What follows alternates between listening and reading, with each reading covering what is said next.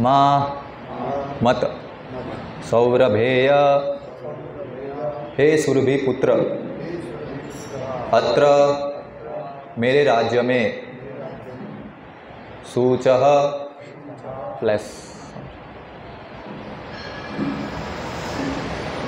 शोक व्येतु होने दो ते तुम्हारा वृषलात् शूद्र द्वारा भयम भय का कारण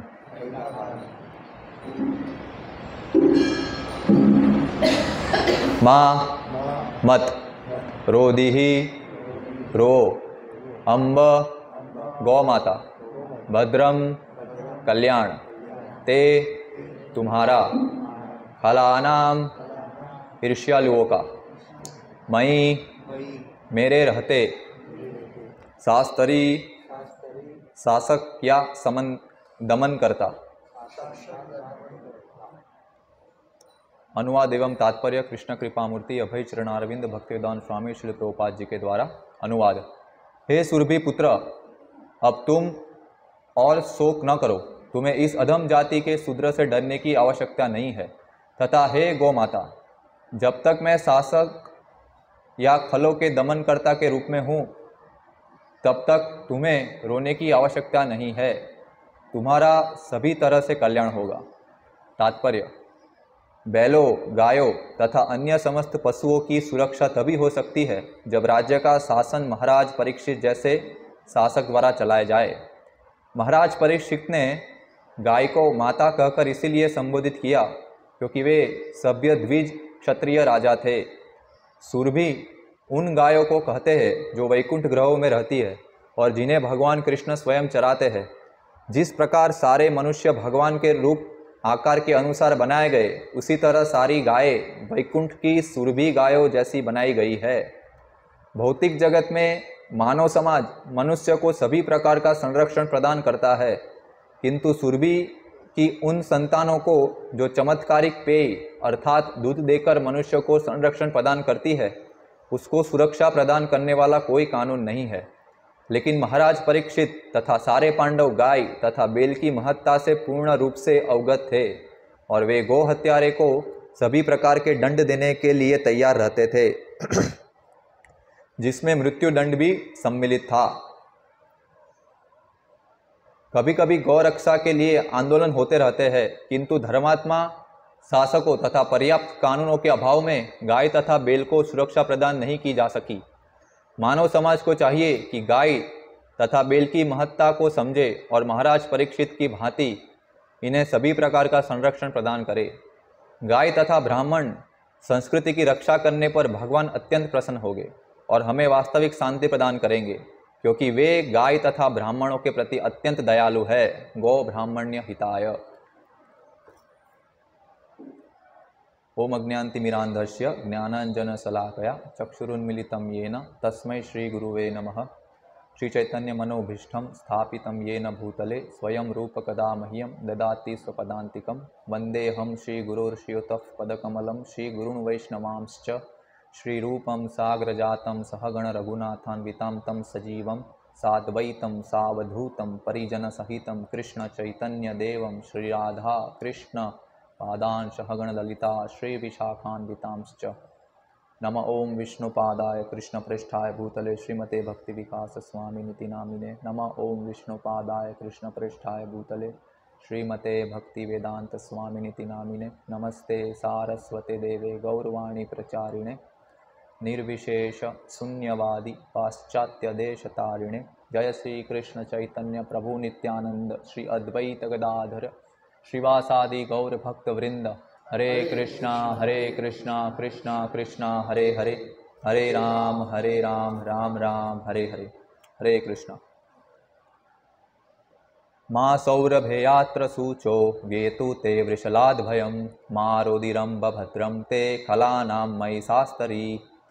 हे सुरभि पुत्र, अब तुम और शोक न करो, तुम्हें इस अधम जाति के शूद्र से डरने की आवश्यकता नहीं है। तथा हे गौ माता, जब तक मैं शासक या खलों के दमनकर्ता के रूप में हूँ तब तक तुम्हें रोने की आवश्यकता नहीं है, तुम्हारा सभी तरह से कल्याण होगा। तो अभी परीक्षित महाराज बाहर जब राज्य में निकल रहे हैं तो उन्होंने देखा कि कैसे एक शूद्र क्षत्रिय के वेश में उन्होंने कपड़े पहने और प्रयास कर रहे, जिसके आधार पे धर्म रहा है, तो धर्म का जो रूप लिया है उनको काटने के लिए। तो परीक्षित महाराज जब पहले देखते तो अचंभित हो जाते कि मेरे राज्य में ऐसा क्यों हो रहा है, ये कभी हुआ नहीं आज तक, है ना, कि किसी प्रजा ने आज तक कभी शोक भी किया हो, है ना, ऐसा कभी नहीं हुआ। क्यों? क्योंकि वो जो शूद्र प्रयास कर रहा था धर्म के पैर को काटने के लिए, तो पैर चारों के चारों वहाँ पे उस समय में मौजूद थे, और जब भी कोई जीव भगवान के धर्मम तो साक्षात भगवत प्रणीतम, जब भगवान के अनुसार अपना जीवन व्यतीत करता है तो उसको कभी कोई प्रॉब्लम नहीं हो रही है ना। क्यों? क्योंकि उसी के लिए ये जगत बनाया गया है। और यहाँ जो अभी तात्पर्य में बताया गया है कि एक जो राजा है वो प्रजा को सुरक्षा प्रदान कर रहा है। कैसे? एक गौ माता और एक ब्राह्मण, उन दोनों की रक्षा करके, है ना। तो यहाँ पे सबसे पहले प्रभुपाद जी लिख रहे हैं कि जब तक शासक परीक्षित महाराज जैसा नहीं होगा, राजर्षि जो शास्त्र के अनुसार जीवन व्यतीत नहीं करेगा, शासन नहीं करेगा, तब तक ये संभव नहीं है कुछ भी हो जाए। कुछ भी आप स्कीम, योजना, एजेंडा ला दो, हाँ 10 मोदी भी क्यों नहीं आ जाए गुजरात में भी, तब भी संभव नहीं है कि हर एक जीव को जो वास्तविक उसको चाहिए, जो इच्छा है उसकी वास्तविक में पूर्ति कर सके, है ना। तो हमको समझना है कि एक्चुअल में जैसे अभी हम यहाँ आ रहे हैं तो बड़ा सा होर्डिंग लगा है, ये जो बाहर ठेले वाले खड़े रहते हैं उसके ऊपर, तो वहाँ पे लिखा है कि माननीय प्रधानमंत्री का जन्मदिन है 17 सितंबर को, तो गवर्नमेंट सबसे रिक्वेस्ट कर रही है कि सब उनको डिस्काउंट दे, ठीक है। तो गवर्नमेंट एक्चुअली हम सबसे टैक्स ले रही है, फिर भी वो ऐसा बोल नहीं रहे कि हम आपको सुरक्षा प्रदान करेंगे या हम आपको कुछ एक दिन के लिए भी थोड़ी ढील देंगे, हाँ, लेकिन नहीं, वो सामने से बल्कि मांग रही है। हाँ, तो शास्त्र में तो है कि शौर्यम तेजो धृतिर्दाक्ष्यम, हाँ, धृतिर्दाक्ष्यम, कि उनको तो रिसोर्स प्रदान करना चाहिए सामने से। अभी तो जो रिसोर्स है उनको भी छीन लिया जा रहा है ना। तो वैसी स्थिति है क्षत्रिय की। तो जब तक क्षत्रिय उस तरह से प्रयास नहीं करेगा शास्त्र के अनुसार जीवन जीने का, तब तक प्रजा का शोषण ही होगा, ये न किन प्रकार से। भले ही हमको दिखे नहीं कह रही है हमारा शोषण हो रहा है, लेकिन आपका शोषण हो रहा है।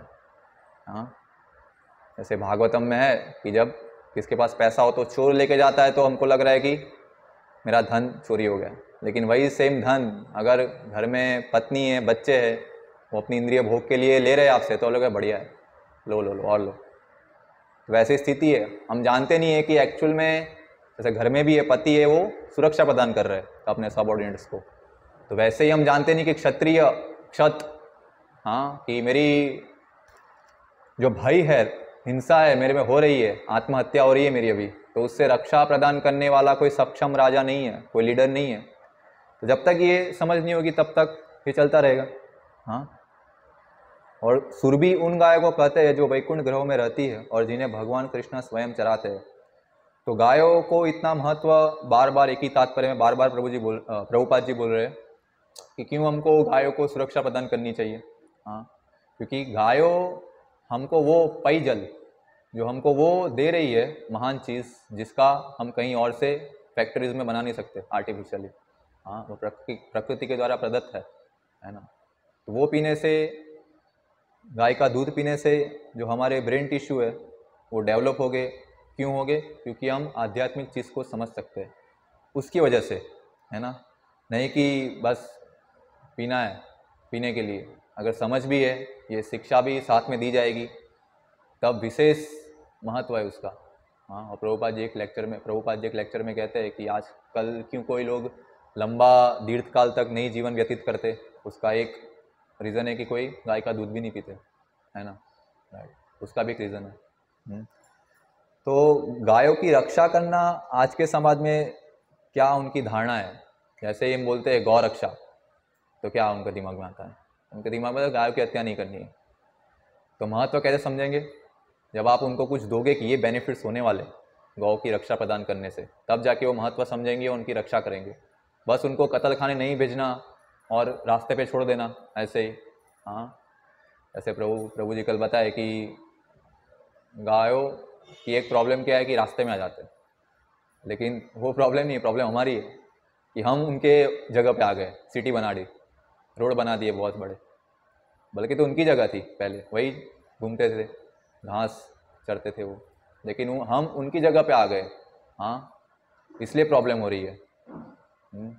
वैश्यों, 2-3 श्लोक पहले प्रभुपाद जी वैश्य के बारे में बता रहे हैं कि वैश्य भी कैसे अपने धर्म से चलित हो गए, और जब उनको वो दूध देना बंद कर देती है, जब उनके स्वधर्म पे जो उनके जिसकी वजह से वो लोग जी रहे, अगर उन पे कुछ थोड़ा सा प्रॉब्लम आ रहा है तो अपना श्रेयांश स्वधर्मो विगुण, अपना धर्म कितना भी खराब हो लेकिन करना चाहिए, ये जानते नहीं है तो पर धर्म, दूसरे का धर्म, अरे वो उन्हें भेजा, वो क्या कर रहा है, अभी बिजनेस कर रहा है, मैं भी बिजनेस करूँगा, तो अपना स्वधर्म छोड़ दिया दूसरे को देख के, तब जाके प्रॉब्लम आती है ना। तो गाय जो है हमको दूध देती है, जिससे हमारा शरीर चल रहा है, हमारा मेंटेन हो रहा है बॉडी, हम वो गाय माता को वहाँ पे भेज देते हैं स्लॉटर हाउस में। तो अभी तो संभव है क्योंकि आज का समाज पूरा वैसा ही है, जो अपनी माँ को जैसे कोई घरड़ा घर में वृद्धालय में भेज देता है, तो वैसे ही भेज सकता है, क्योंकि अभी तो कुछ दया नाम की चीज़ नहीं है, कुछ समझ नहीं है।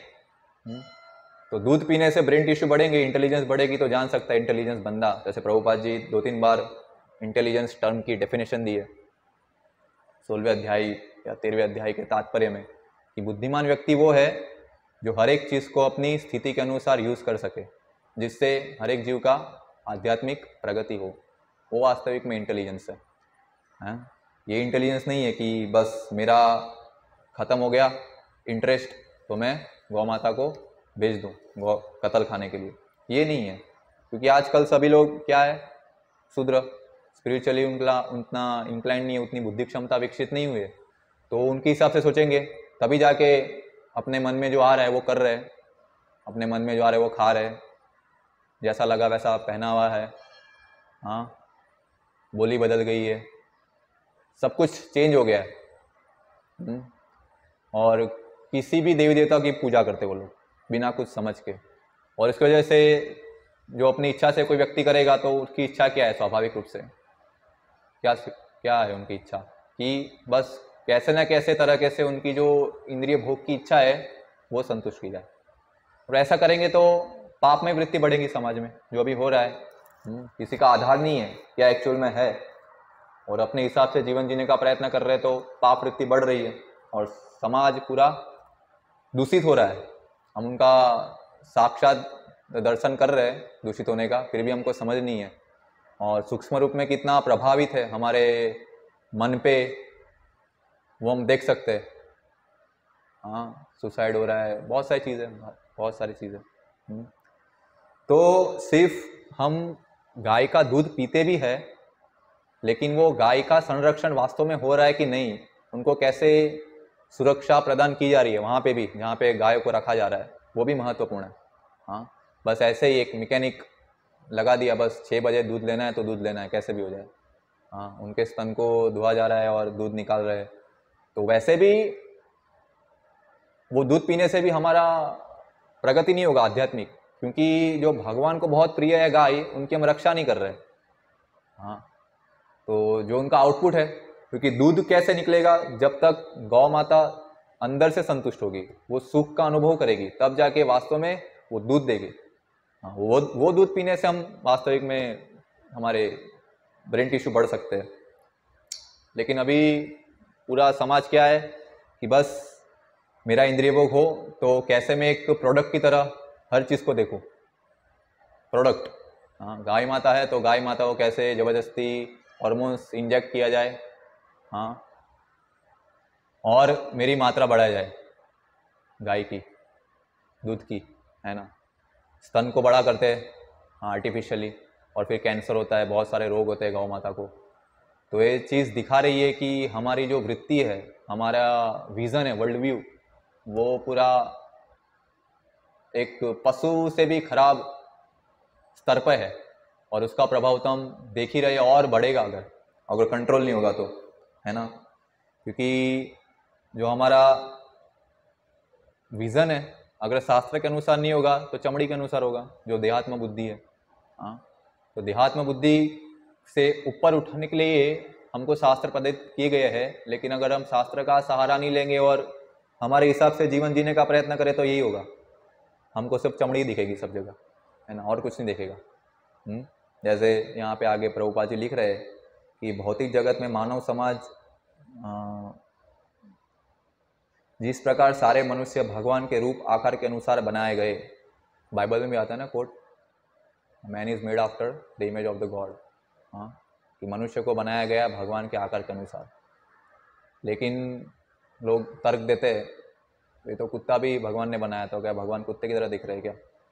ऐसा भी तर्क देते हैं फालतू का। हाँ, आप लॉजिक उल्टा नहीं लगा सकते, लॉजिक सीधा ही लगाना पड़ेगा, क्योंकि भगवान कह रहे हैं मनुष्य को बनाया मेरे इमेज की तरह। अभी आप ये नहीं कह सकते कि भगवान ने कहा नहीं कि मैंने कुत्तों को भी मेरी तरह बनाया, राइट। तो वो समझ नहीं पा रहे। हाँ, और जो भगवान की दिव्य लीलाएं है, वराह रूप में आ रहे, कूर्म रूप में आ रहे, तो बोले कि आप में शास्त्र में भी तो ये सब है, राइट। हाँ, तो ये सब दिक्कत करेगा जब वो शास्त्र को अपनाएंगे नहीं यथारूप में।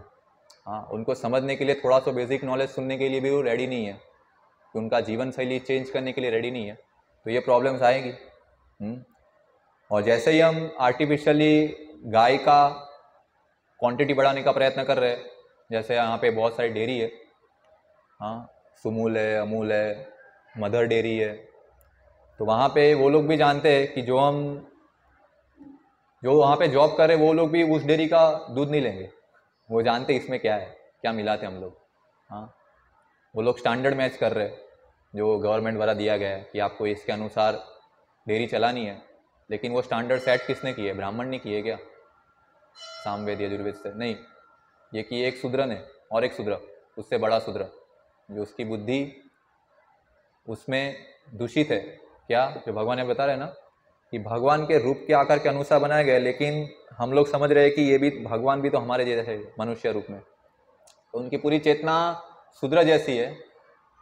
और वो लोग समझ रहे हैं कि अपरस्पर संभूतम किमन्यत काम हेतुकम, कि भगवान ने ये जो बनाया है सृष्टि, उसके पीछे कोई उद्देश्य नहीं है, हमारी बस काम इच्छा को पूर्ति करना वो उद्देश्य है। और वही बंदा एक हाई पोस्ट पे बैठा है और ऐसे बना रहा है। हाँ, ऑडिट वॉडिट करने कौन आते? यही तो लोग आते हैं जिनकी बुद्धि उससे दूषित हो चुकी है। हाँ, एताम दृष्टिमष्टभ्य नष्टात्मान अल्प बुद्ध है, कि उनकी बुद्धि ऐसी दूषित हो चुकी है जिससे क्षय आयो जगत है हिता। हाँ, कि पूरे जगत का क्षय होने वाला है, भले आपको दिख रहा है कि इससे हित होगा, लेकिन वास्तव में उससे क्षय होने वाला है, वो लोग जानते नहीं है। और इसलिए सब बढ़ गया है, और इसकी वजह से हॉस्पिटल्स है, लोगों को बीमारीज है, कितनी सारी बढ़ गई है। हाँ, तो एक्चुअल में लोग उसको प्रोटेस्ट भी नहीं करेंगे। क्यों? क्योंकि वो सोच रहे हैं, जैसे यहाँ पे प्रोपोगेशन हो रहा है, प्रोपोगेट हो रहा है कि दूध की मात्रा बढ़ रही है, ये बढ़ रहा है, वो बढ़ रहा है, तो हम प्रोग्रेस कर रहे हैं, डबल रफ्तार। हाँ, पीएम के बाजू में सीएम का फोटो, डबल रफ्तार। लेकिन वो उसका प्रभाव क्या है? सिर्फ मनुष्य को उनकी आजीविका को संपन्न करने के लिए जो प्रयास है, उसके अलावा भी मनुष्य जीवन है, उसका उद्देश्य क्या है उनको नहीं पता है। अगर वो उद्देश्य क्या है और उसके अनुसार अगर वो व्यवस्था संचालित करने का प्रयास करेंगे, डबल ने 5 गुना करो, कोई दिक्कत नहीं है। लेकिन आप उद्देश्य भूल गए हो कि किस उद्देश्य से आप रफ्तार बढ़ा रहे हो, वो पता नहीं आपको।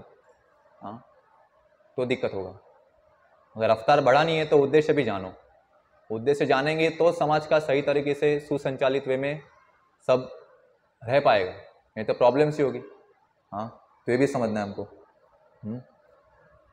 तो कोई भी शासक हो वो महत्वपूर्ण नहीं है, जब तक, जैसे पहले भी चर्चा हो चुकी है कि जब मुगलों ने आक्रमण किया, हाँ, तब भी किसी को कोई दिक्कत नहीं थी इतनी सारी, क्योंकि वहाँ पे कृषि गौरक्षा सब अपने अपने हिसाब से कर्म कर रहे थे, उनकी बहुत सही तरीके से चल रहा था वर्णाश्रम के अनुसार। हाँ, इसे लोग आवाज़ नहीं उठाते थे। लेकिन जब जैसे ब्रिटिश आए, उन्हें पता चला कि उनको तोड़ना है तो वेदों सब खत्म करो, उनकी वर्णाश्रम सिस्टम खत्म करो, तब जाके प्रॉब्लम क्रिएट हुआ। अगर वो लोग भी उसकी तरह चलाते तो अभी भी चल रहे थे हम, क्योंकि हमारा जो सिस्टम है वो बना है शास्त्र के अनुसार। उसमें कोई दिक्कत होगी तो वहाँ पे उस टाइम पे ब्राह्मण थे, इसलिए सब चल रहा था, उनको निर्देशन मिल रहा था। लेकिन यहाँ पे अभी ब्राह्मण भी खत्म हो गए, तो उनको निर्देशन कौन देगा, डायरेक्शन कौन देगा, वो उनको पता नहीं है ना। तो कृषि गौरक्षा बहुत महत्वपूर्ण है। और कृषि शब्द आता ही है प्लाविंग से। हाँ, इसका काम कर रहे बेल, और अभी बेल की जगह ले लिए ट्रैक्टर ने। हाँ, पैसों के लिए, और आर्टिफिशियली बस स्प्रे छिड़क रहे। हाँ, क्योंकि कीटक है, वो नुकसान कर रहे, वो ऐसा समझ रहे हैं नुकसान तो कर रहे हैं, लेकिन उसका नेचुरल उपाय क्या है वो जानने का प्रयत्न किसी ने नहीं किया।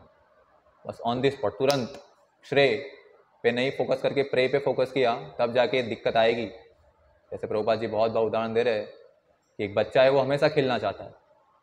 हाँ, दिन रात बस खेलना ही चाहता है वो, लेकिन उनके माता पिता जानते हैं कि अगर वो पढ़ेगा नहीं तो वो कुछ कर नहीं पाएगा अपने जीवन में, इसलिए बाई फोर्स उनको कंट्रोल किया जाता है, डिसिप्लिन में रखते हैं, तब जाके उसका फ्यूचर सही होगा। लेकिन आज कल ये समझ नहीं है श्रेयस के बारे में, और सिर्फ फोकस किया जा रहा है प्रेयस पे, तब जाके ये प्रॉब्लम्स ऑब्वियसली क्रिएट होंगे, है ना।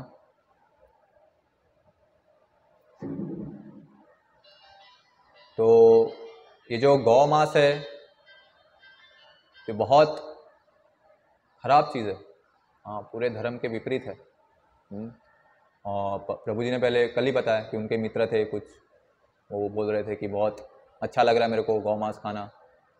तो जो भारत भूमि है तो वो भी अभी धीरे धीरे करके बीफ एक्सपोर्ट में टॉप लेवल पे आ रही है, धीरे धीरे करके। हाँ, क्यों? क्योंकि ये समझ जा रही है।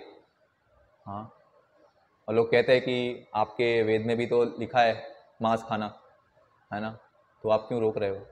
लेकिन वहाँ पे बोला गया था कि वहाँ 11वें स्कंद में वर्णन आता है कि लोके व्यवसायामीस मध्य सेवा, कि लोगों की वृत्ति हमेशा रहती है, हाँ, इलिसिट संबंध बनाना, फिर मांस खाना, मद्यपान करना, लेकिन उनको नित्या ही, उनको नियमित रूप से उनको नियंत्रित किया जाता था वहाँ पे। कर्म च औदना, हाँ, व्यवस्थिति एत विवाह यज्ञ, कि व्यवस्थित करने के लिए वेदों में विवाह यज्ञ भी किया गया है, दिया गया है। हाँ, और मद्यपान सुराग्रह है यत्र, कि सुराग्रह, ये जो मद्यपान की इच्छा है वो करो, कोई दिक्कत नहीं है, लेकिन उसके पीछे मोटिव क्या होना चाहिए, निवृत्ति इष्ट इच्छा होनी चाहिए, निवृत्ति उससे निकलने की। हाँ, जैसे मुसलमान में भी कुरान में भी बताया गया कि गौ मांस खाना है तो कैसे खाना है, वो ऐसी ही प्रोसेस बताई कि असंभव है अभी करना। तो कोई शास्त्र प्रमोट नहीं कर रहा है मांस खाने के लिए, बल्कि आपको निवृत्ति उसकी विपरीत दिशा में लेके जा रहा है। वहाँ पे बताया गया है कि गौ मांस आपको खाना भी है तो कोई दिक्कत नहीं है, लेकिन ऐसे कत्ल करो आप। हाँ, कैसे कि आप अगर उनकी गाय माता का गर्दन पे एक नस होती है, तो अगर आप काटोगे तो ब्लड निकलेगा बहुत तुरंत ही, और तुरंत ही 1 सेकंड में बिना दर्द हुए गाय माता की मृत्यु होगी। अगर आप थोड़ा सा भी गाय माता चिल्लाई या कुछ भी झटपटाई तो वो खुराक क्या हो जाएगा, नापाक हो जाएगा, वो पवित्र नहीं रहेगा, है ना। तो पाक रूप में कैसे करना है वो भी बताया उसमें, लेकिन वो लोग वो भी नहीं कर रहे। हाँ, और उसके बाद वो जो भी मांस बच रहा है उसको 8 भाग में विभाजित करना है और 7 का डिस्ट्रीब्यूट करना है। हाँ, बहुत रिस्ट्रिक्टेड है। मतलब पॉसिबल ही नहीं, ऐसा है गाय को एक पर्टिकुलर गाय का, वो गाय नहीं मिले तो ऊंट, ऐसा उसमें लिखा है, इसमें गाय का बिल्कुल भी हत्या का वर्णन नहीं है। एक पर्टिकुलर एक दाग वाली गाय ऐसा कुछ है, और वो भी ऑप्शन, लास्ट ऑप्शन है, गाय हत्या का तो पुराण में कोई बोलते हैं तो उसने मिस इंटरप्रेट किया।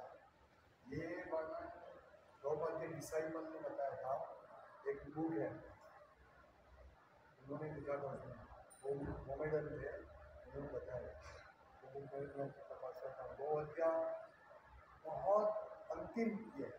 अच्छा। किसी ने ऐसा बोला कि इस प्रकार से गौ हत्या करना वो गलत बोल रहा है, गौ हत्या लास्ट ऑप्शन, पर अभी उन्होंने इसमें एडिशन चेंज होगा, पुराण में भी नहीं है, और यही एडिशन से आया होगा धीरे धीरे करके। एडिशन चेंज है। हाँ हाँ, मतलब ये जो है वो दूसरा एडिशन होगा, पहले वाला एडिशन नहीं होगा।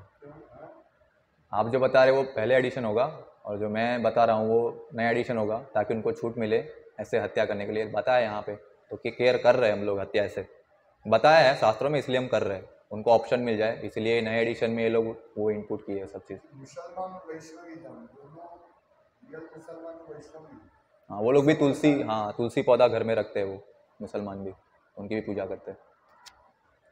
तो कहने का मतलब है कि शास्त्र में जो भी विधान दिया है वो इससे निवृत्त होने के लिए दिया है, नहीं कि उसमें बस आप लगे रहो, है ना। और अभी की जो सभ्यता है वो पुनर्जन्म उस पर विश्वास नहीं कर रहे, क्योंकि उनको शिक्षा ऐसी दी जा रही है ना, कि आप इनकी हत्या करेंगे तो बाद में रिएक्शन भी मिलेगा आपको, ऐसे कुछ विचार नहीं है ना। और उसके हिसाब से अगर जीवन जीने का प्रयत्न करेंगे तो प्रॉब्लम तो देख ही रहे। तो ये सब गाइडेंस कौन देगा? तो एक ब्राह्मण देगा, जो समाज को निर्देशन कर सकता है कि आपको इस तरह से जीवन जीना है, आपको ये करना है, आपको ये नहीं करना है ना। तो उसकी समझ आएगी शास्त्रों से, तो इसलिए प्रभुपाद जी ने पुस्तकों को लिखा है और बोला है कि आप इसको प्रचार करो, हाँ फेस्टिवल ऑर्गेनाइज करो, जिससे ये निकन प्रकार के जो जीव है वो जुड़े, समझे, हाँ, और अपना जीवन परिवर्तन करे। हाँ, तो भगवान को बहुत प्रिय है गौ माता और ब्राह्मण। अगर यही दो चीज़ समाज में नहीं उपस्थित होगी तो उसका कोई आधार ही नहीं है समाज का, है ना। यहाँ पे वर्णन है और आगे भी आएगा कि इसके क्या परिणाम होंगे और इसको कैसे बच सकते इससे। किसी का कोई प्रश्न हो तो पूछ सकते हैं, कोई कमेंट हो। अश्वमेधम दवालंबम परिपत्र अल्पैतृकम, पांच पांच प्रकार के यज्ञ का निषेध है, पुराने भी निषेध, सबके लिए निषेध है।